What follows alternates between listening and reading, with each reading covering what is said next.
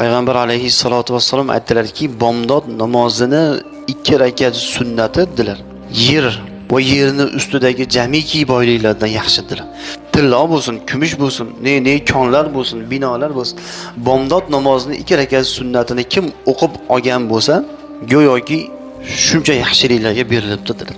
Siz bilan men bitta joydan 10 soti yer olaylik, sizdan mendan baxtlisi bo'lmaydi. 10 soti yer olsak.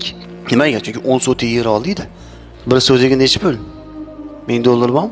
Bir sotiga $1000 bo'lsa, 10 soti 15 soti edi. 10 ming, 15 ming dollarga olamiz. Yer shunaqa qimmat hozir. Yerda ustida qancha boylik bor? Yerda ostida qancha boylik bor ayting?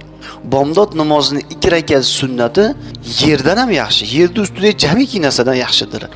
Shuning uchun ulamolar aytadiki, namozlarda sunnatlarning ichida eng ta'kidlirog'i farzga yaqini bomdod namozining 2 rakat sunnat. Nihoyat darajada savobi ulug'.